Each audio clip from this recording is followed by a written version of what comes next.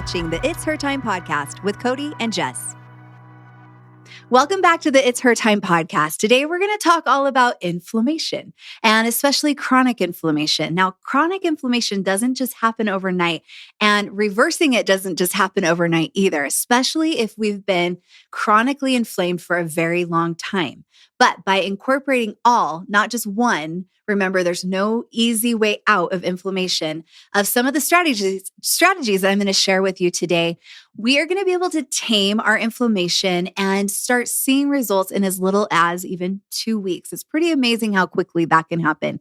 If you have a long-standing health condition like autoimmune disease, it usually takes anywhere between 3 and 6 months or longer. So I don't love to throw the 2 weeks out there because all of us are going to be a little bit different. So the more inflamed we are, the longer it's going to take to kind of settle down that inflammation.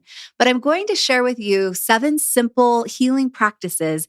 And I think you're going to be very shocked on how quickly you notice changes in your body when you start to implement them. But before we dive in, let's join Jess for a Mixhers Girl Say. On today's Mixhers Girl Say, we're actually going to read through a couple reviews. Yeah. And the reason why we love to do this is, A, we love to hear what some of you are experiencing through interacting with Mixhers, whether you're a listener to the podcast, a user of our products, or, we just know you as friends.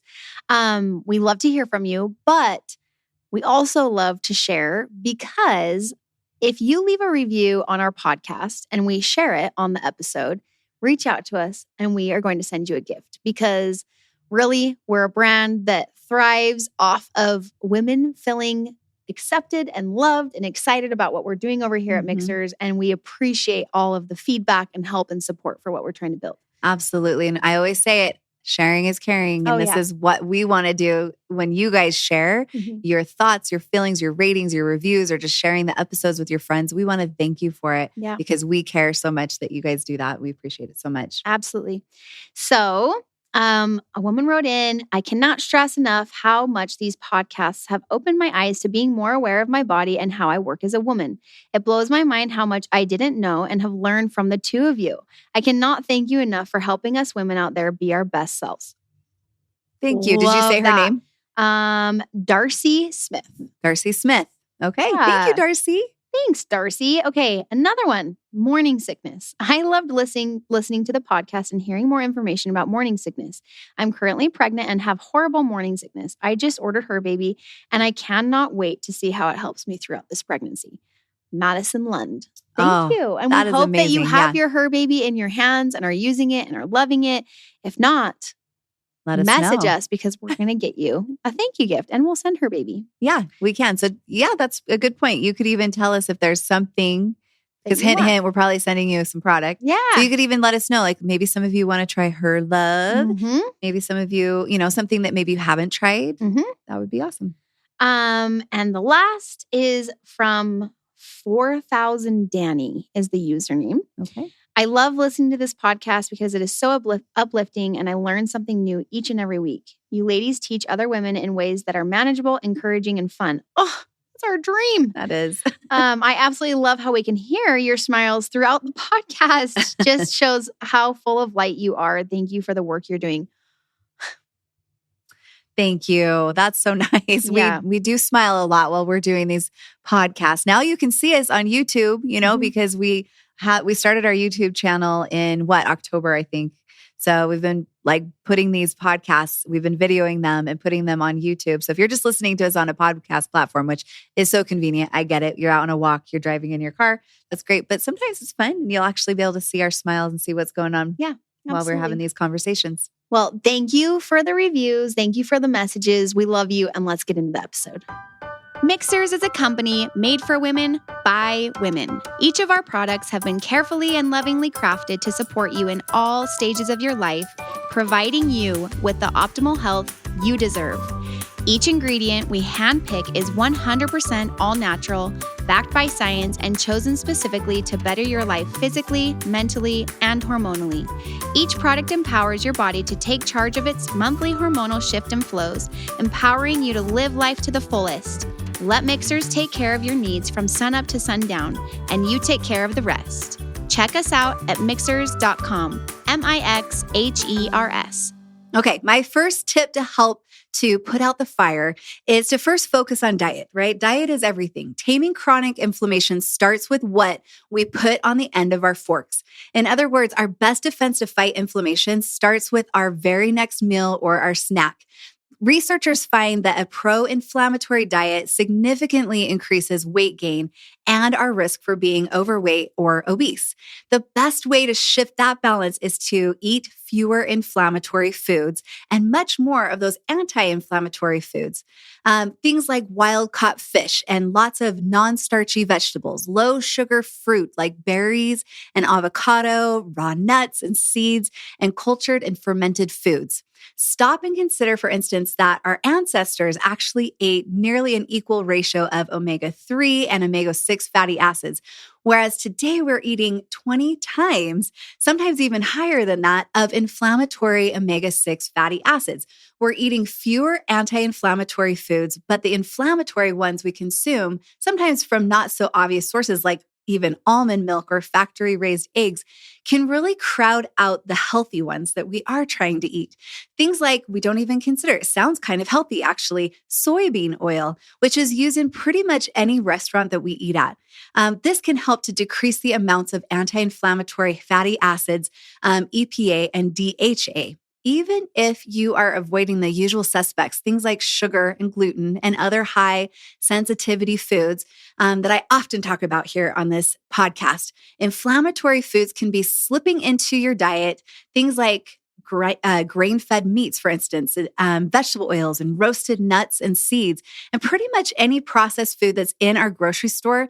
What it does is it fuels our inflammation, kind of fuels the fire. All right. So we got to be aware of what those foods look like and what to avoid, because sometimes those foods sound like they're really healthy. We think nuts and seeds and things like that. And yes, those are very healthy foods, but we want to make sure that they are not as processed. The more processed a food is, the more inflammatory it's going to be. All right. My second tip is that we really do need to reset our gut. We cannot fix inflammation without fixing our gut. So like we talked about a few episodes back, when our gut lining is disturbed, it can't absorb nutrients optimally, and inflammation then develops. Eventually, problems like leaky gut lead to food sensitivities and even then eventually lead into autoimmune disease. A downward spiral occurs as gut inflammation becomes systemic, or it becomes like a full body problem. Inflammation creating things like pain and headaches and other symptoms that you might not ever suspect originated in your gut. So supporting a healthy gut requires some time and it requires some patience, that's for sure. But the right protocol can help to eliminate food sensitivities. And what we want to do is incorporate plenty of anti-inflammatory foods. And that could include gut-supporting nutrients like L-glutamine and probiotics and prebiotics, like all of the things we talked about in our digestion episode. And all of these things are in our formula called Her Digest.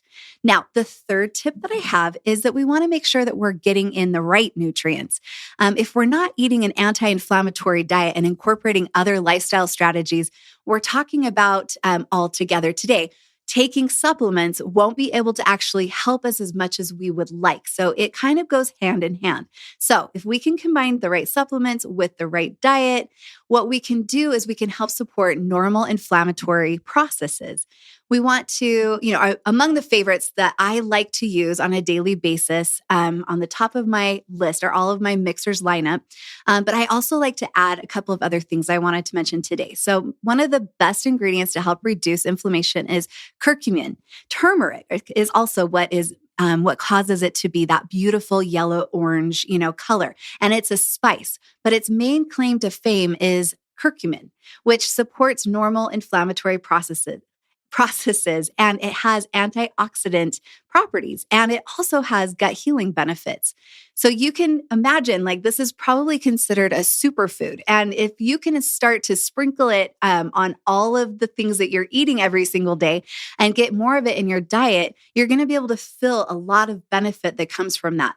But you can also consider taking a concentrated curcumin supplement, because sometimes it doesn't hurt to just get in a little bit more. The other nutrient that I always recommend is fish oil. Now, the two main anti-inflammatory, like omega-3 fatty acids, EPA and DHA, are important inflammatory inhibitors in the body that we are often deficient in because of our American diet. There's a lot of studies that have shown that these omega-3s help to support normal inflammatory processes in the gut and really all over the body. So we want to make sure that we're getting enough of the right source of omega-3s, right? And a little tip that I have is that you can get your healthy omega-3s from algae-based supplements.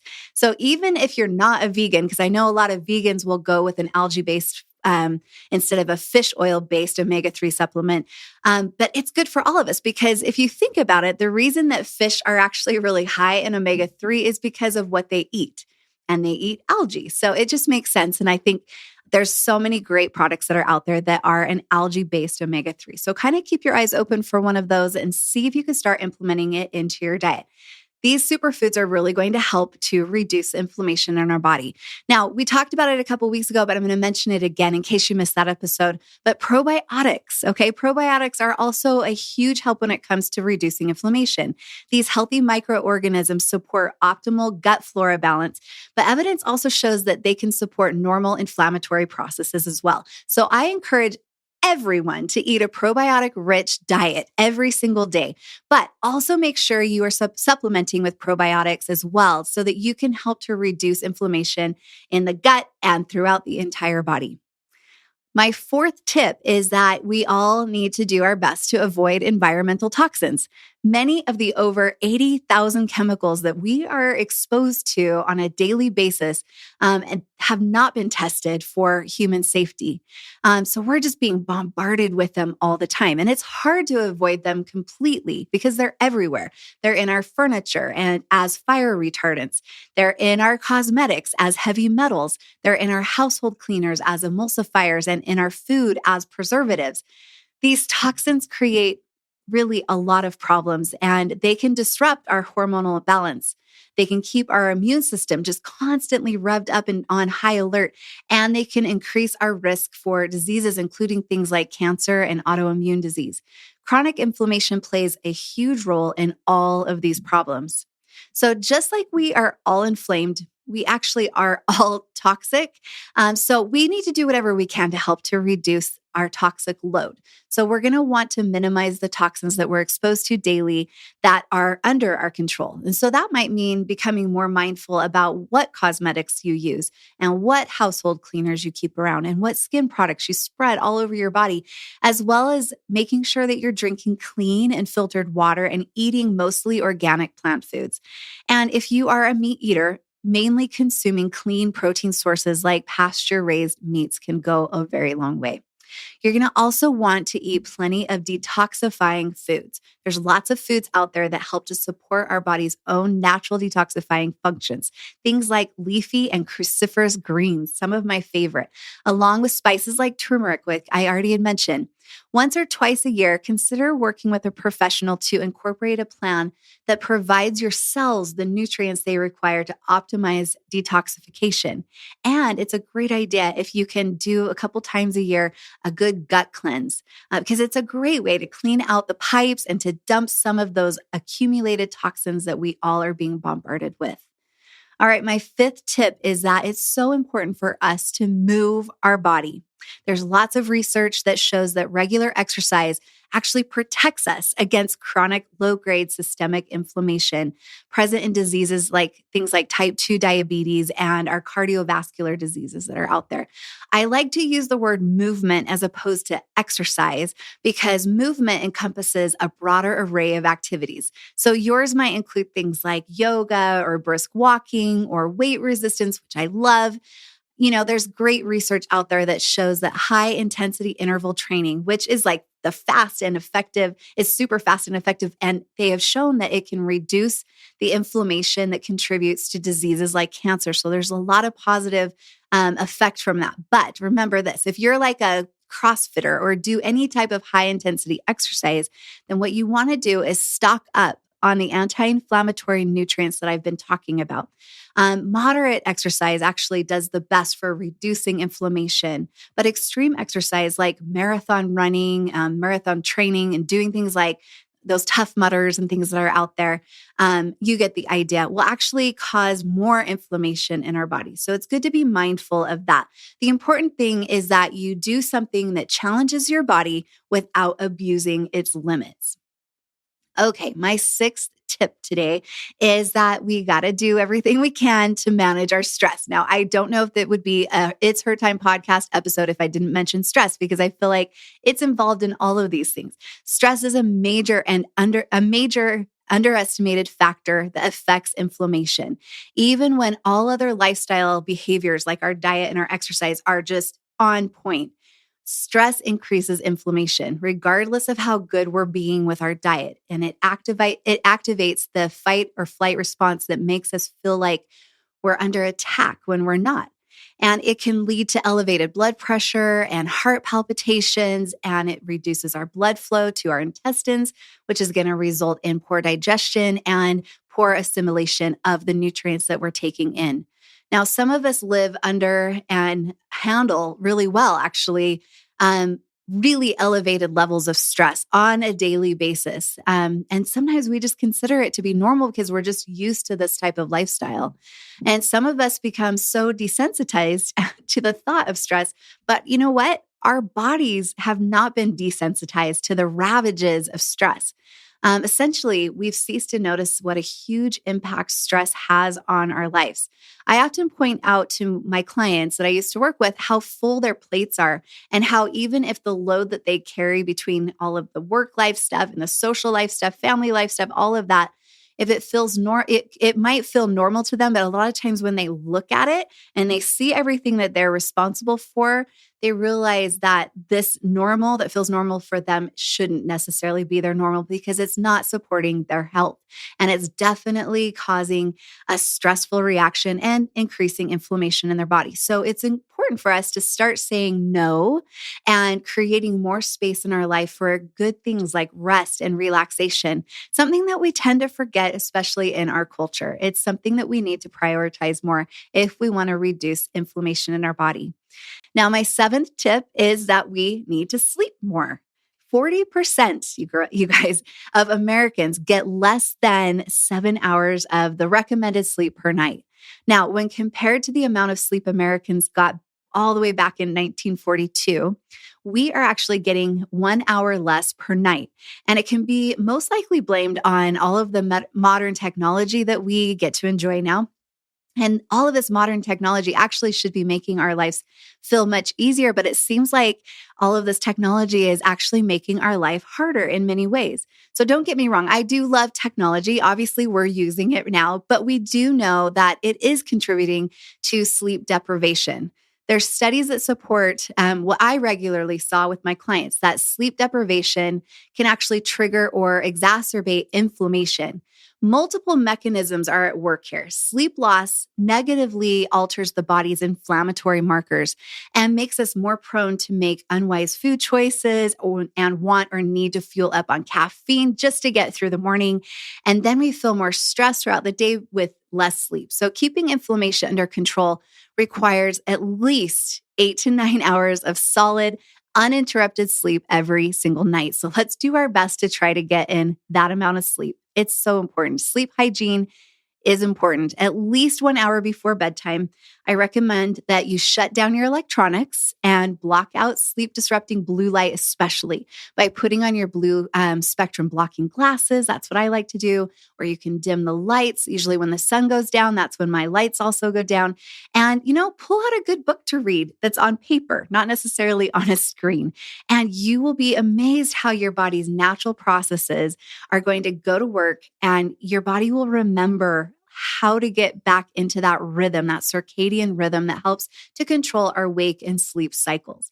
Now, the bottom line is that once you have healed from chronic inflammation, you're going to notice that the symptoms that have been nagging you, maybe for a very long time, things like unexplained fatigue and mental fog, they're going to disappear, and they're going to become unnoticeable. In my practice, I've found that calming down the immune system and chronic inflammation can take at least 4 weeks. Now, this is just when we start to notice some of the benefits. And the longer we go about incorporating a lot of the tips that I've shared with you today, the better and better you're going to be feeling. So be patient with yourself because healing is never just continuous. It happens in what I like to call a quantum steps of healing. You may feel like no progress has been made for a little while. Then all of a sudden, like 3 months in, you're going to experience a sudden improvement in all of your symptoms. So dedication without expectations is really the key when it comes to healing our body. As a rule of thumb, stick with the plan for another 2 to 3 months after you feel your best. At that point, you can experiment with like an occasional cheat. And I hate to call it a cheat, but you can start to kind of, not be as strict about things because your body is kind of become more balanced. So I would encourage you girls to keep a journal of what you're eating and how you're feeling, just to make sure that your symptoms don't start creeping back in, because they might, once you kind of stop implementing some of these tips. If you don't want to end up back where you started, treat your body with care and respect. And, honestly, the best deal would be if it was just you created these lifelong habits and you incorporated all of these things that I've talked about today for the rest of your life. That way we would just optimize our health and we would keep ourselves in a non-inflamed state, which would be really beneficial to our long-term health. So I hope you enjoyed this. Be sure to let us know what you thought of this episode. I hope it was helpful. It was helpful, and I hope that you enjoyed it. And I love thinking of you girls as I put these episodes together, because so many of you send me in questions and you have, you're wanting to know things about your health and your body, and you're wanting to, have somebody address some of these things for you. So every time that I put an episode together, I'm actually like picturing you in my mind, and I get really excited to share this information with you. Now, it's always my hope that I can help answer the questions that you have, but not just do that, but also give you some action steps that will allow you to be your best own health advocate. So I hope that when you listen to this, you're not just hearing what I'm saying and understanding what's going on, but you're actually going to take the actions every single day in your own life to support your best health.